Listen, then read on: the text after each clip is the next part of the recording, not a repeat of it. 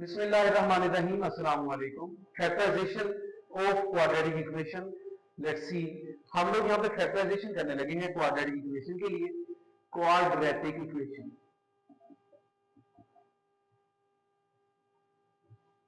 Quadratic equation एक ऐसी equation है जिसमें हमारे पास एक्स स्क्वायर होता है।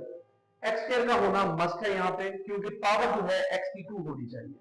तो ये इसका जो है जनरल तरीकेकार है लिखने का। ये है हमारे पास जनरल क्वाड्रेटिक इक्वेशन। इसमें हमारे पास ए की जगह पे कोई कांस्टेंट हो सकता है, इसी तरह बी की जगह पर भी हो सकता है, इसी तरह से सी की जगह पर भी कोई कांस्टेंट हो सकता है। तो ये है क्वाड्रेटिक इक्वेशन। अगर देखा जाए इसको हम लोग कहते हैं दो दर्जी मसावात।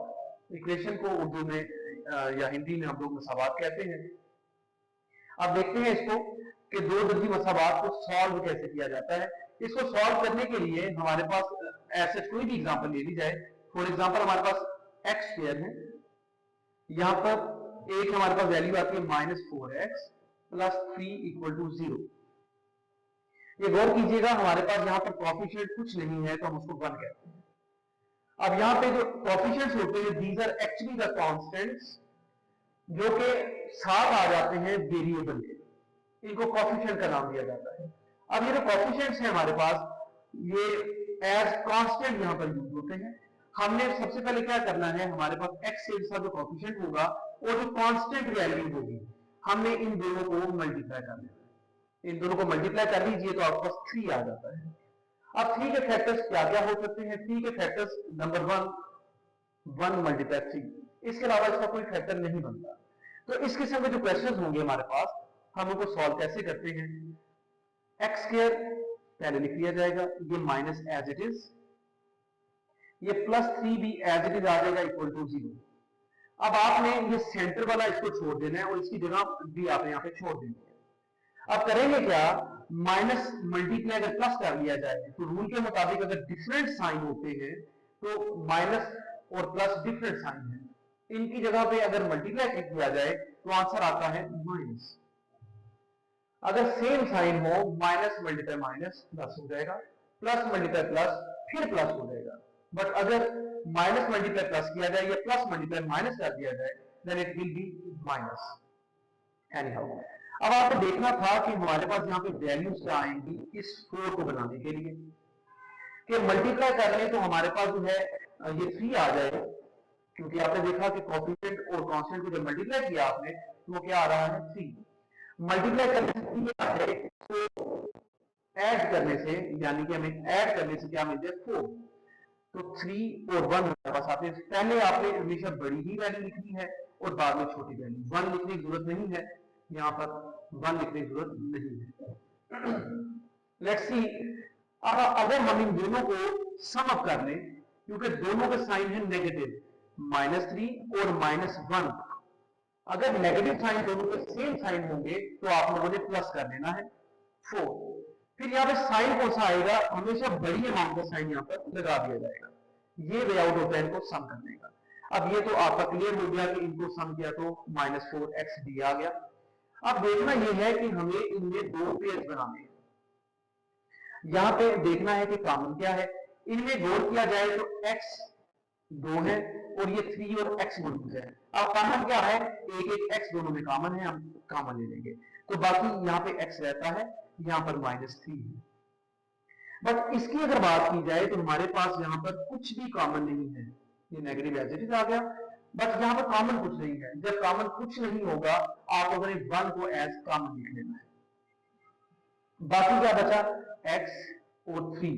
अब फैसला ये करना है कि यहाँ पे साइन कौन सा आएगा। तो देखिए, आपने ब्रैकेट लगा ली। जब ब्रैकेट लगा लेते हैं और नेगेटिव साइन जो है बाहर आ जाता है, तो ये नेगेटिव साइन की वजह से हम अंदर साइन चेंज कर लेते हैं। अगर प्लस है तो माइनस आएगा, माइनस है तो प्लस आ जाएगा।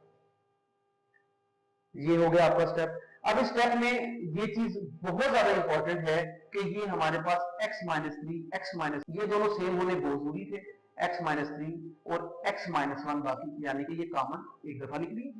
यहाँ पे बचा x और यहाँ पे -1, ये आपने लिख लिया =0। अब आप इनको अलग अलग कर लीजिए, x-3 भी =0 आ जाएगा, x-1 भी =0 आ जाएगा। x इक्वल आ गया 3 के और x इक्वल आ गया -1 था, इधर जाकर +1।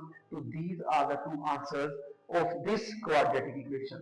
देखिए क्वाड्रेटिक इक्वेशन जो है इसमें आपकी पावर जो नजर आ रही है वो है 2। इट मींस कि इसके आंसर भी क्या होंगे 2। अगर ये लीनियर थी यानी कि इसकी अगर हमारे पास पावर 1 है -3, इसका आंसर भी एक ही होगा, ओनली वन आंसर। अगर ये क्यूबिक इक्वेशन है उसके बारे में इंशाल्लाह किसी वीडियो में बात करेंगे, आप लोगों को भी क्लियर कर दिया जाएगा। तो ये तरीकेकार है क्वाड्रेटिक इक्वेशन को सॉल्व करने का। लेकिन अगर इक्वेशन एक ऐसी आ जाए कि जिसमें आपके पास 2x² + 7x + 3 = 0, अगर ऐसी कोई इक्वेशन आपके पास आ जाए, आप इसको सॉल्व कैसे करेंगे? देखिए यहां पर हमारे पास कोएफिशिएंट 1 के अलावा मौजूद है, फिर भी वही तरीकेकार आपने इनको मल्टीप्लाई कर लेना है। इट विल बी 6 के फैक्टर्स आप साइड पे बना लीजिए, इसके अलावा इसका कोई फैक्टर नहीं बनता। यही टेबल है जिस पर 6 जो है डिवाइड हो सकता है। एनी हाउ यहाँ पे 2x² प्लस ये +3 = 0, प्लस मल्टीप्लाई प्लस आपने बनाना क्या है, प्लस करें तो 7, लेकिन मल्टीप्लाई करें तो क्या है 6। तो यही फैक्टर इस्तेमाल किए जा सकते हैं। तो 6 और 1 यहाँ पर इस्तेमाल कर दिया जाएगा। अब यहाँ पे आपने देखना है कॉमन क्या है, तो यहाँ पर देखा जाए तो 2, क्योंकि ये भी 2 के टेबल पे डिवाइड हो सकता है।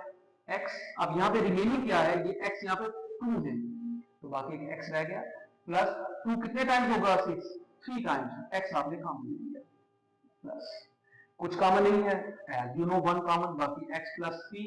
ये साइन चेंज क्यों नहीं किया अब यहाँ पे आपने, क्योंकि बाहर जो है प्लस है। Let's see x + 3 common and बाकी 2x + 1 = 0, x + 3 भी = 0 आ गया एंड 2x + 1 वो भी = 0 आ गया। x = -3 and by solving it you will get x = -1/2। so these are the two answers of this equation, जिसमें हमारे पास x के साथ जो कोएफिशिएंट है, जो कांस्टेंट आ रहा है, वो 1 के अलावा है। so this is a way to factorize a quadratic equation। उम्मीद है आप लोगों को क्लियर है। शुक्रिया।